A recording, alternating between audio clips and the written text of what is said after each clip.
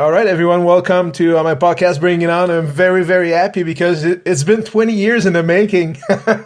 You know, I have my good friend Jerry Sags of the Nasty Boys with me tonight. How are you, my friend?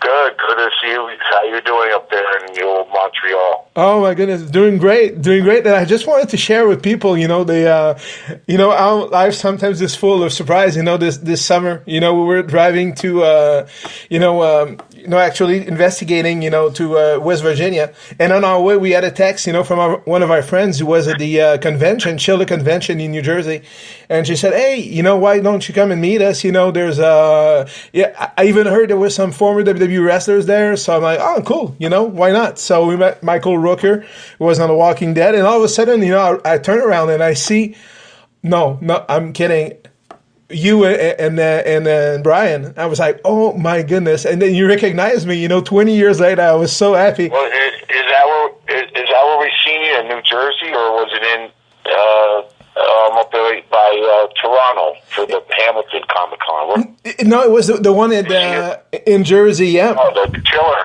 Yeah, that was awesome. Oh, right. Okay. You were there with Greg Valentine, and it was a cool spot. Beautiful. The hotel looked like a castle. Yeah, it was a fun time there.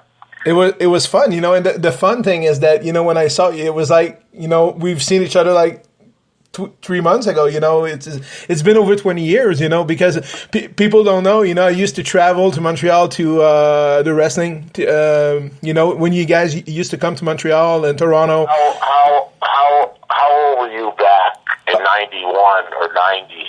When we first started coming to Montreal, we started hanging out. I was, I was 18 years old. Jeez. Wow, everybody's getting old, buddy. Oh my goodness! And the thing is, you haven't aged at all. I posted a picture of 20 years ago and now, and you look the same. You and Brian, must have found a youth or something.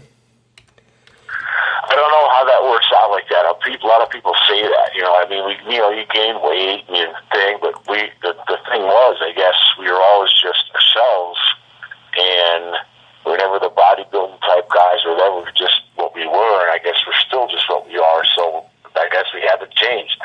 Exactly, because that's the big difference between you and some of the guys back in the day, and I'm sorry to say that, but I was going through my pictures and I realized that I would say that maybe a good 40% of the guys back then are already dead, very early deaths, for the most part.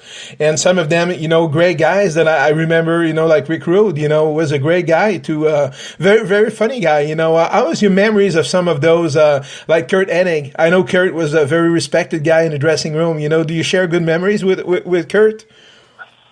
Well, when it comes to Curt Hennig, it's a whole different deal with me and Nas because he was truly our mentor.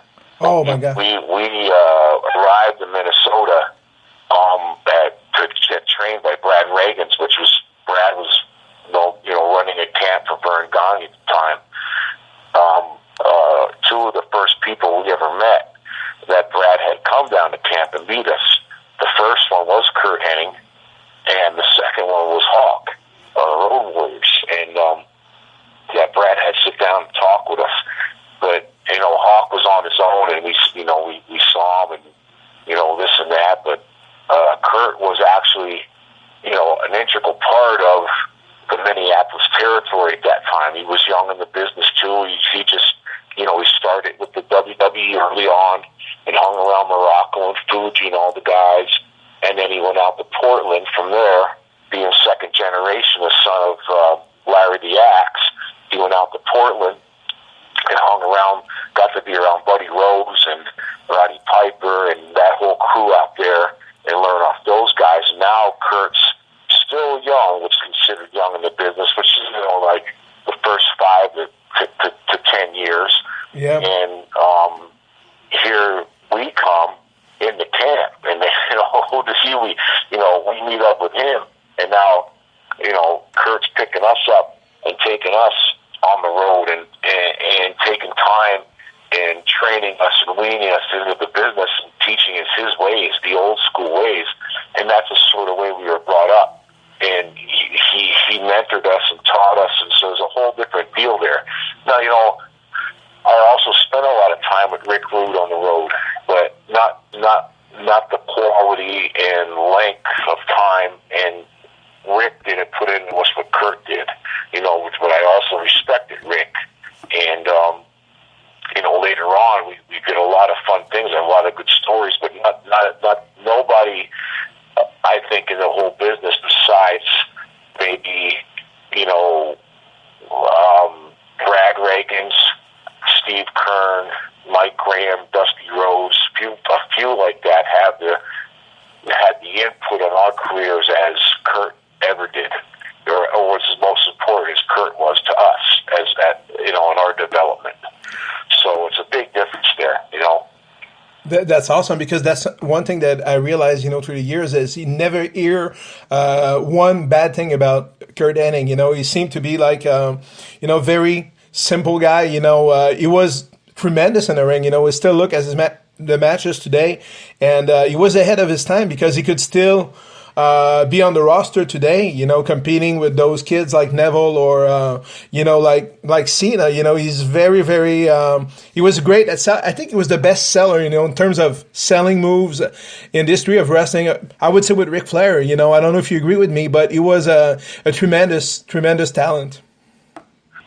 Well, the thing is, when it comes to Curt, is that he learned and mastered every part of professional wrestling. The camaraderie with the guys, the psychology, the work, all of it, the playing the game and everything. But I'll tell you, from me to you, I've never seen a person that put so much time into I didn't realize it at the time, but the way he mentored us and what he did on the road and put us through, having us fired and getting us in trouble and doing this and doing that, what he did by doing that, and I've never seen anyone in the business put so much time into developing the younger talent than him and making sure they were brought up right, because that's what he did with us, and I see him do it to other guys too, but I've learned it firsthand off of him, and that's what amazes me the most. He was so concerned about guys being brought up with respect and being brought into the business right and being taught right, and that's what a lot of people don't realize, Oh, it's very hard, to come into the WWE if you don't know anybody. I just imagine for you when you came in, to know Curt was probably a good first step. At least you knew somebody in the dressing room. That somebody got your back at the same time. That you could trust. I think it's a very important part of the business. Well, Curt made sure that when we did come in, we were familiar with everybody in there. But you got to think about when he came in. Come in every time you come in a situation and you're coming in a second generation form. Now you even have guys that are third generation, Randy Orton, The Rock, and so on. So, you come in with automatic respect, but there's more expected of you too. Yeah, that's true. And when he came in, Curt did at a very young age in the early WWE. Before it was. I think he was there before Hulk Hogan blew it wide open with Vince and stuff. It was the Jimmy Snuka and Roddy Piper days, and Morocco and Fuji and these guys he hung around with young, and they took the time to mentor him and do stuff with him and a lot of that stuff. And back to the days when Ray Stevens, he told the stories, would come over to his dad's house in a speedboat and Harvey Race and Red Bastien and these guys, and he so much wanted to reflect those same things that happened to him into young guys, so that we could be propelled in the business the same way and realize it and be taught respect also. That is something that isn't just done anymore. You know what I mean? I totally agree. And you guys came to the WWE. You were that's something else that I realized watching, matches, WWE Network. You were very young when you came into WWE. In 1990, you were very, very young compared to most wrestlers. It was, veteran Latin roster at the time. There were, I would say maybe Shawn Michaels and Marty Jannetty were probably some of the youngest talent they had back then. But the roster was very older roster compared to today. So to have you guys coming in and very quickly winning the WWE Tag Team Championship belts, and we, I was looking at the picture, when it must have been a tremendous honor, right, to be able to have the WWE Tag Team titles, at such a young age and coming in, like you were not rookies, but you came in and you took over pretty quickly. Well, by the time we did get there, we had a lot of years. I had 6 years or so in and paying a lot of dues. But times have changed from now to then. Oh, yeah. Back then, guys would only stay a few years because there was multiple territories in Japan and all the territories were still a thing. There was TVs going on, and you had AWA and NWA, and plus there was still a lot of, like I said, the small territories going. It wasn't a task like it is now because you're down to one big company and basically nothing else. Yep. So the name of the game now is to get in, and you got to stay there as long as you can because it's all you got. And once you're gone, you might not come back. Yeah, right. Totally right. The thing is now, how many times can you revamp John Cena or Randy Orton or any of the top guys? I'm not using them as examples, but how many times can they be reinstituted and re-spun around without leaving the company? Because back in the day, it was easy enough. Hey, you had your 2-year run or 3 years, go to hell somewhere, and come back in a year or two and you're fresh again. They can't do that no more. That's so true. So now the thing is get in and stay in as long as you can, not only for financial reasons, of course, but because there's no damn where else to go. And that's nobody's fault but the progression of the business. Exactly, you know what I mean? Exactly, because you came back to WCW and had a tremendous run, after your WWE run, and but I also wanted to touch, how, because you and Brian, we didn't voluntarily go back. No, we Vince McMahon says get out. So we're like, please, we don't want to go. Get out. So pretty much we left. But you know what I mean. But it was time to go. You do your run, and it goes in a full circle. On the down spot, you leave. And Dory and Terry Funk had told us long ago.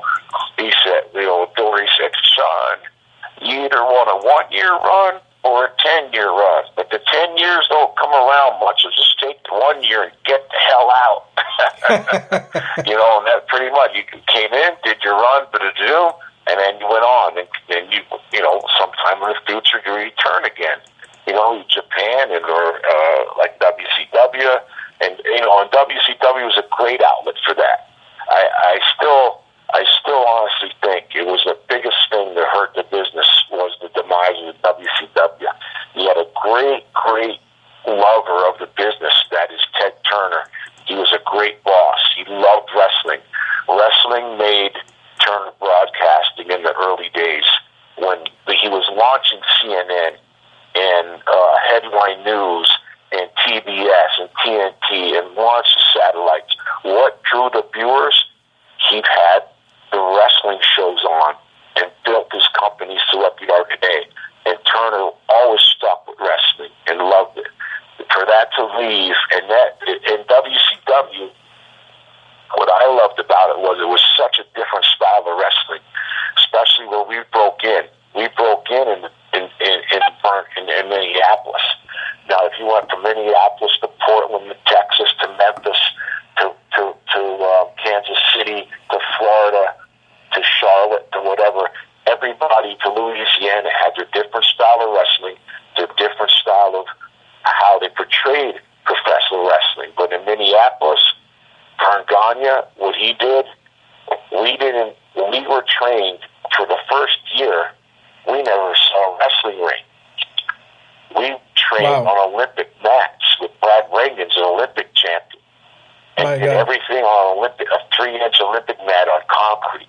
My goodness. Talking 50 arm drags, 50 hip tosses, 50 slams on Olympic mats. And until then, you went a year. He said, okay, it was the biggest excitement for us to put the ring up. Oh, my God, we're going to get in a wrestling ring. You know what I mean? So it was a more, almost a Japanese-style shoot. You know, and we were always like that and portrayed as, you know, these guys are stiff or whatever, but that's how we were brought up. You wanted the reality in that match. The reality was there. And what I realized, you know, Jerry, also is that in WCW, the big difference with the WWE, and correct me if I'm wrong, but you were allowed to be yourselves a little bit more. You know, you had more leeway of the way you wrestled. You could be more stiff. It's almost as if they were, you know, only make sure, you know, the top matches and the rest of the card. You know, you had your 20 minutes and you could do whatever you wanted with it. As far as being rugged and stiff in the ring, but I'll tell you this, back in the day, Gorilla Monsoon pulled us aside and said, listen, I ever see you spit again, go on the thing. I'm like, what? Because I spit on people. You know what I mean? I learned that early on back in Minneapolis. We had, here comes Bob Orton, here comes Adrian Adonis and Jimmy Snuka off their WWE or WWF at the time runs and go straight to Minneapolis. Who does Curt send us to pick up at the airport with all those guys? Who does Curt Hennig have driving the ring truck with me and Knobs with Jimmy Snuka? Wow, who does Curt have me and Knobs driving around from town to town with Adrian Adonis? And it was Adrian Adonis goes, listen, so you're saying you're the Nasty Boys, but you're grabbing headlocks and stuff. I go, yes, sir. Well, why don't you take a pin out of your pocket and stab somebody's eyeball out? Why don't you go and bite somebody's nose off? That's what a Nasty Boy would do. Why don't you spit in somebody's face? Why don't you take somebody's face and rub it in your armpit? And I went, you know what? That would be a great move. That's who gave us the idea for Pity City, that type of nastiness, you know what I mean? But back in the day, if you went to that ring and, by God, you touched the chair, you might as well be fired grabbing a chair. You know what I mean? Exactly. So, yeah, and you couldn't do that. And you weren't allowed. You couldn't, these guys on these indies and stuff with this cheap heat, you go out there and yell at the, no, you get it and learn psychologically to get it in the ring by doing your first moves and stuff, not by jumping out of the ring and start screaming at the people, not by grabbing chairs. But so when we finally, you know, got a taste, Jerry Lawler and basically Jerry Jarrett's the one that gave us the break, because he's seen our style we had, put us against Pat Tanaka and Paul Diamond in Memphis. And we went into a street fight type situation at the Mid-South Coliseum and started selling it out and doing these crazy fights. And it sort of stuck in some people's heads because, you know, later on, when we returned out of WWE, Vince McMahon wouldn't let us do any of that stuff. Oh, no, no. Freedom one time in Madison Square Garden. We were wrestling Ted DiBiase and Mike Rotundo. Let us come in from the back. I want to run in from the back and sabotage them and fight through the people. He goes, are you kidding me? No, we won't have nothing like, I'm like, please, you know, and not, you know, anything like that. I want to get it. No, don't you dare touch a table. And they wouldn't let us do it. Sure. So the only thing I got bypassed was at that match at Madison Square, only you can run in. You can run in and when they're talking and yelling at Knobs and coming from behind them, I said, okay. You know, that's how tight it was at the time. Then we went back to WCW, and there's Greg Gagne, Bill Bill Dundee from Memphis and Mike Graham from Florida that knew what we built and how they seen us doing our thing under the ropes, you know, and they let us have the reins, and that's when we did the first street fights with Cactus and Kevin Sullivan in Chicago, and then the Broad Street Bully match, and it just blew the roof off. Nobody'd ever seen nothing like that on TV. That was amazing. We were doing this all along, and we didn't call that hardcore because later on that would develop into the ECW guys and that bullshit where they would pull a whole dumpster of crap, bring it to the ring, and it was just pulling crap out, hitting people with it. We didn't do it like that. We actually did our matches with the psychology we learned over the years and applied it to a street fight situations where we did pull something out, but an integral part of the match, and used it in with a regular psychological match. And it really got over. We did the first street fights, and then, but after that, soon after that, in the late 90s, all of a sudden you have this crazy hardcore bullshit, which is just, you know, let's bring a dump truck of crap and then hit them with everything, and so the people go woo. You know, exactly. That wasn't what we were all about with all that stuff. You know what I mean? It was violent matches. I remember. Yeah.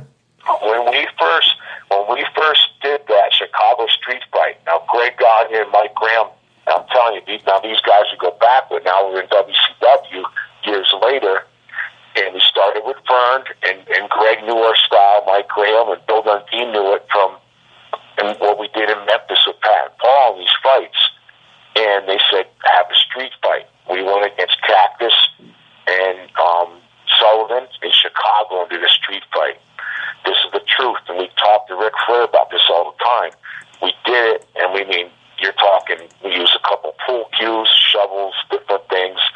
When we got back, Rick, in the locker room, Rick had a fit because that's the same reaction you would have got if you would have did something like that in WWE at the time or anywhere else. Oh my God, what the hell do you guys think you're doing? And he chewed us a new asshole. I swear, Ric Flair ripped us. I said, hey, but the people, and before I could say anything else, he cut us off, and then we pretty much walked out with a tail between our legs. So we go home, and then, you know, a couple of days go by, so we show back up at Center Stage in Atlanta for TV. And the first, we're in the locker room. I mean, Ricky Steamboat, I think, Steiner, Sting, Lex Luger, everybody was there. And walks in Ric Flair and says, excuse me, everybody, and dead silence. Everybody gathers around the whole locker room. Everybody. He goes, I just want to say something. I want to apologize to the Nasty Boys about what I said about that match. And then he goes on to tell a story. He flew on a Learjet back after that pay-per-view, gets off the plane. Here, God bless him. And I'll tell a story about Reed, but Reed runs up to Rick and goes, Dad, that match was great. Wow. The best thing, all the kids with him. And he goes, well, thank you, Reed. I really, he goes, Dad, not your match, that Nasty Boy match. And then Rick realized that, oh my God, this might be the future.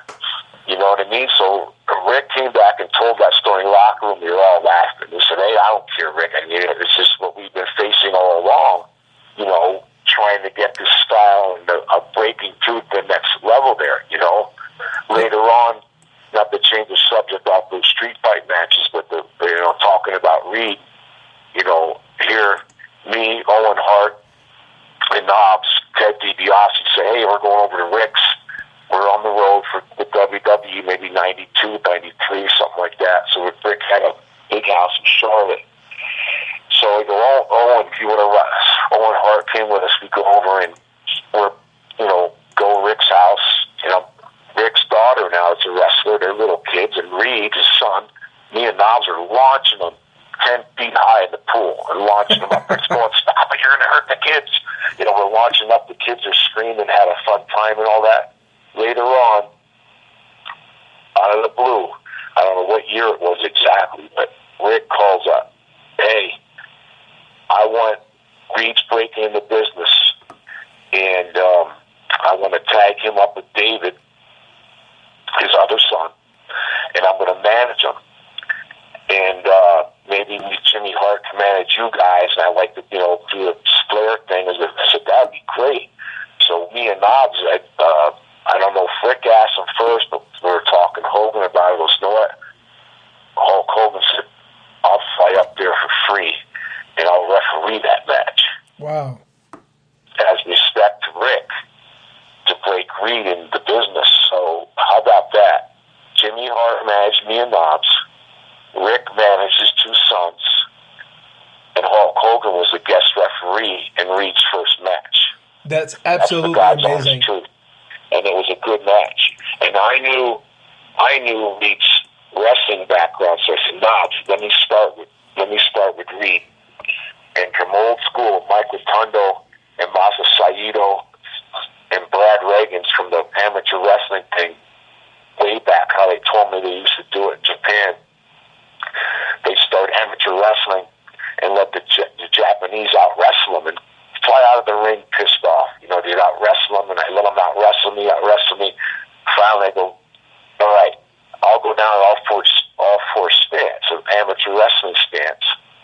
And, you get on my back, and he rode me all around the ring. They blew me up. I got out, was so pissed off, and you get down and do it. As soon as he got on all fours, I was working it, creaching down like I'm going to get him thing. Instead of getting down all fours, I punted him in the ribs and just started putting the boots to him. The whole Charlotte, that thing was sold out. Flair and them, when I beat the shit out of him, I kicked his ribs in. I swear to it, I was lucky not to get stabbed in there.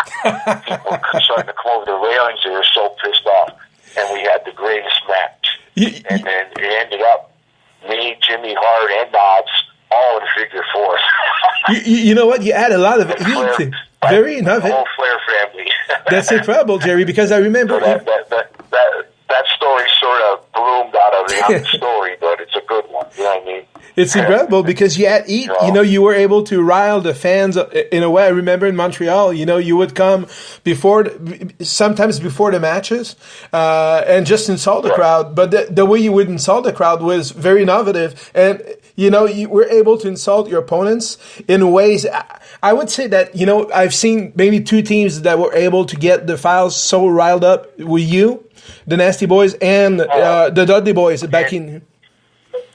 Well, we would go do that stuff, but if you would see, back then, Jack Tunney was, known as the president of WWE, but he had a lot of influence what went on in Canada and stuff, and Pat and the old Montreal regime had a lot to do with Montreal, because Montreal was his own country. The rest of Canada was like Tunney's and that, but they would get we would do our thing and they were madder than the people. And what we did, I said, listen, we're getting heat. Oh my, I'm like, what? It ain't supposed to be working you. You know what I mean? They would get madder than, Jack Tunney would get madder sometimes what we do in Canada than the Canadian fans. You know what I mean? So that's my job. Because with the whole heart thing and all that, oh my God, they wanted to kill us. I said, well, so why not take it to the next level? Because there was no tag teams like you before. Think about it, even during the 80s, Demolition or Powers of Pain or the teams that came before you, the Eels back in the Dream Team or Volkov and the Iron Sheik. It was very basic. You guys were the first team to really get personal with fans and, really insult the wrestlers, personal insults. And that was great. And I think you were there. Just imagine if you would have been there during the Attitude Era.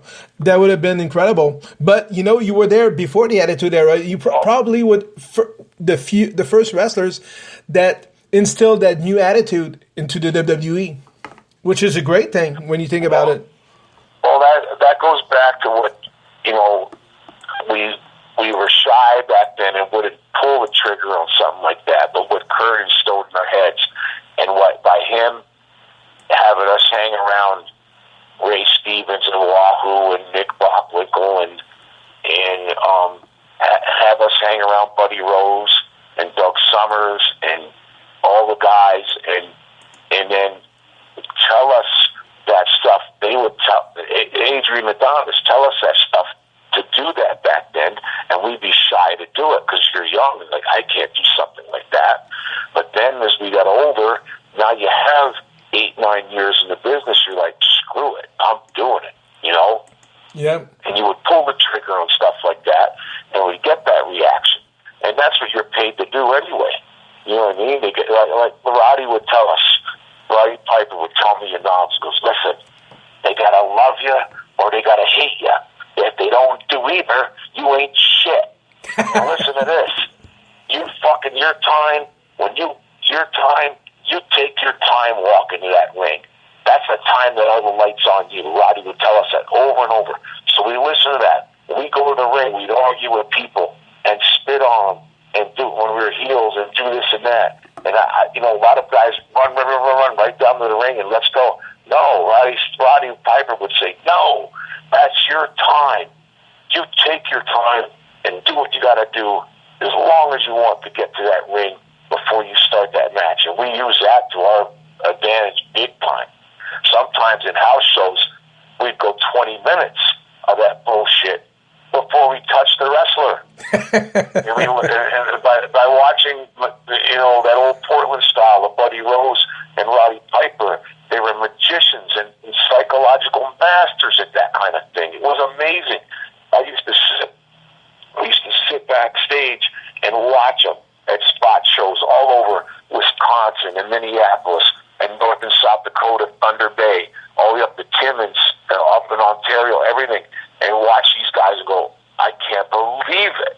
And all that stuff was getting stored.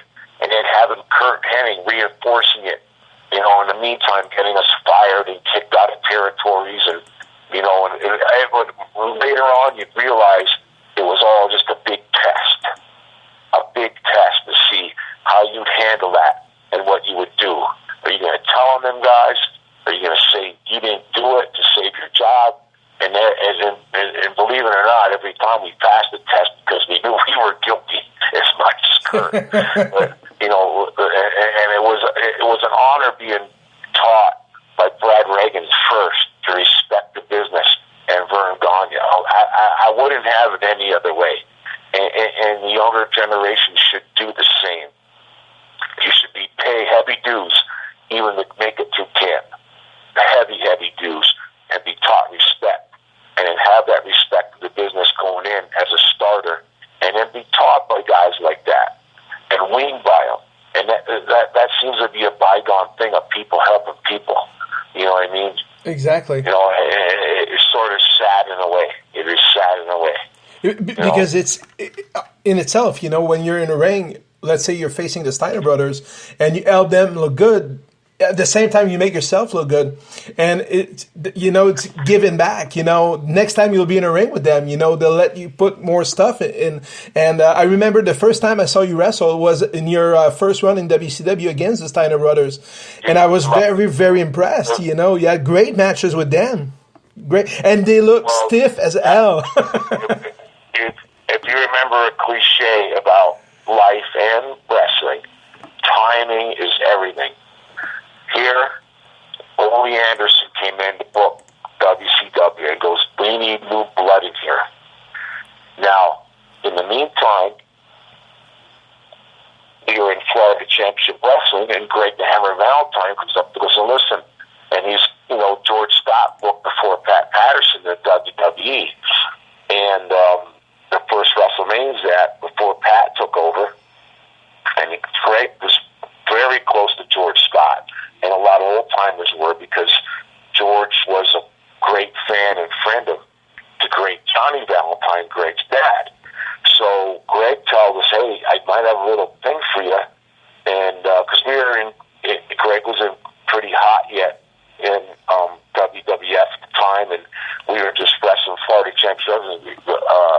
George, he said to me, George Scott is opening the NWA again, and it might be a great opportunity for you guys to go up there. I said, that sounds great. So me and Robert Fuller was down at the time, and me, Knobs, and Robert Fuller drove up to Charlotte.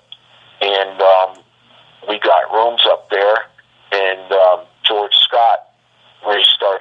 Charlotte. And in that realm, or that Charlotte was, Johnny Walker and Lou Feds and Paul Jones, the old manager, and all these old guys. And he reiterated old Charlotte wrestling, and what a chance that was for us to get and learn off that. All the opportunities. So in there was Gene Anderson. And the reason I'm telling you that story is because now Gene Anderson really loved our wrestling style. The ruggedness that reminded of him, Ole, and, they weren't brothers, but they're Ole Andersons. Ole, Gene, Arn, whoever. You know what I mean? But it reminded them guys of their young youth, while we were as a basically shooting work style, you know what I mean? Yeah. The way we worked, and he loved it. So here comes now, Gene has us in Charlotte. Ole comes in to book WCW. And out of that crew, and we were going back and forth to Florida and back up to Charlotte in between. So we had time off, so we go back down to Florida, we wrestle at the Sportatorium in Florida, and we set up a match, not knowing it. Ole comes to watch, and we're wrestling some guys in there, and I got a guy at Boston Crab who's I forgot the guy's name, Walker or something, a black guy, and I had him in the Boston Crab, and I was stretching his fucking back. The guy was screaming. You know what I mean? That's thinking of putting a holdover in this match. And we went, we did 30-minute matches in the Sportatorium. It's 98 degrees, soaked, and you sweat and go on and on. We wrestled our balls off. Ole saw that. Now we go back to Charlotte. Ole calls Gene Anderson. Gene goes, "Yo, Joe, you guys, I'm taking you down. We're going to do some matches. We're going to drive you down to Asheville." We went from Charlotte to Asheville, North Carolina. It ends up where he's taking us, and we don't know it. It's a WCW, what was it called on Wednesday nights? The night show, not Starrcade, but one of them. They do a free night show every once in a while. I forgot the name of it. So we ended up, they throw some knee and knobs in the match against Terry Taylor, and I think Bobby Fulton. And Terry Taylor comes up and goes, "Hey, hey, nice to meet you, Terry," and all that stuff. And he goes, "Yeah, Shawn Michaels told me about you guys." I said, "Oh, really?" He goes, because Shawn gave him a nod, and Shawn was already had gone when we broke in Minneapolis. Scott Hall hadn't yet, but Curt Hennig and Shawn had moved up to WWE. And I guess Terry came out of that wrestling up there, and Shawn told him all about it. So Terry sort of took care of us, Terry Taylor, and we tore the house down on that Wednesday night. It's called Clash of Champions. You remember that? Yeah. The WCW Clash of Champions? Yes. We tore the house down. So we go, Gene Anderson drives us back, and I'm talking this old car Gene had. The gas was leaking out of it. He had a fan in the top of the window. We had the windows open. We're punching back to Charlotte. He goes, "That was a pretty good match, kids. Maybe something will come out of it." Sure enough, Ole calls us up. He's, not knowing, thinking in his head. I didn't know at the time, because I didn't know the Steiners at the time. But Ole knew that these two fucking guys would be perfect to go against Rick and Scott Steiner, who, the old regime, it was almost like, hey, here's the Road Warriors, now who wants to wrestle them? It took certain people to be able to handle that, you know what I mean? Because it was basically a battle for your life if you're trying to out-gimmick the Road Warriors. You couldn't do it. Like the Road Warriors against the Crusher and Bruiser, how's that going to end? But the Road Warriors against Arn and Tully, okay, you have methodic wrestlers against these two, that could go somewhere. But, so, Ole's thinking, this is going to make some money here. Goes, let's bring these guys in. So we go down okay, I want you guys will give you so much advice. Great, okay, and then, just go ahead and wrestle. Didn't tell us anything. So we're wrestling like, from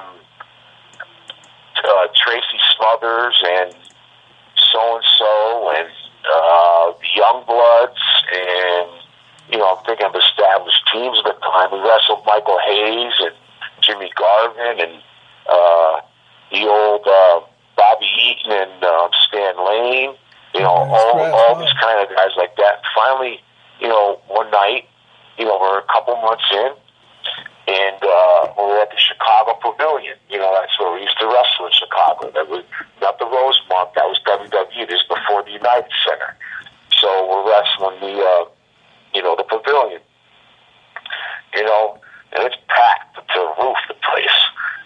So the show's getting ready to start, and this is like back then. It wasn't like it was laid in stone. Every step was a test. You know what I mean? Are you ready? But luckily, we were weaned by Curt and taught by Dusty and Mike Graham and Steve Kern and Brad Reagans and everybody along the way, and in Tennessee and every territory we went to, and we learned and learned. We honed our skills, because at that time, Ole Anderson goes, all right, come here. Yeah, yes, what do you want? Okay, you two, go out there, and this is live. Go out in the ring, and you cut an interview. Go rile these people up. Now, anybody that wasn't ready at that time would take a giant shit. You know what I mean? Totally. And I was out there, and the first thing I go, I'll talk. He goes, all right, you talk first. I go, I'll talk first. I took the mic and go, walked out, packed pavilion. I go, well, let me tell you, we are New York City prime. We ain't no South Side scumbags, and that was all I had to say. The place fucking erupted. They went, crazy. So now it's going, a thing started flattening the thing. Next thing, there's shit flying in the ring. We're holding our heads over, I think, and getting stoned as we walk out of the ring after doing an interview. And like I said, timing. We were ready for it. When the ball was handed to us, we didn't fumble. Exactly. He goes, now, but this is not even written or nothing. This is the thing. He wanted to see if we could do the first step. He goes, let time go by. We're so excited about that. We thought our night was over. We're getting ready to leave. He goes, wait a minute, come on. I go, what? Yes. He goes, well, now we're going to do a thing. You're going to go to the ring, and you're going to, challenge the Steiners and, mix it up a little bit. You're going to do a contract signing go for the titles at Halloween Havoc. I went, really? He goes, yeah. Let's see what you can do. It was all just under the cuff. Everything was a test, like I said. And nobody told us to do any of that stuff. It's sink or swim, exactly. When we walked out there and faced Scott and Rick Steiner, the belts were on the table. They said something. And it just came to me, and I picked that belt up and started looking at it, and I said one word, and I took that belt, and nobody told me to do it. Nothing was said or nothing like that. I just felt it. I took that belt and I hit Ricky Steiner in the face as hard as I could with that belt, and we fucking went at it like madmen, and it turned into the most awesome angle shot at that point in time, because it was just truly real. Steiner's head split wide open and blood was squirting out, and we blasted, drilled him, and beat the shit out of Scotty, and then dumped him out of the ring. It took the total of 5 seconds, but it got over so big, and it rolled right out of that in the Halloween Havoc. But Ole wasn't done yet. Now we go back, and he goes, okay, there you go. Now you're wrestling them at Halloween Havoc. I said, holy shit, are you kidding me? Jerry, just a second, okay? We have to take a 5-second break, and we'll be back in 5 seconds.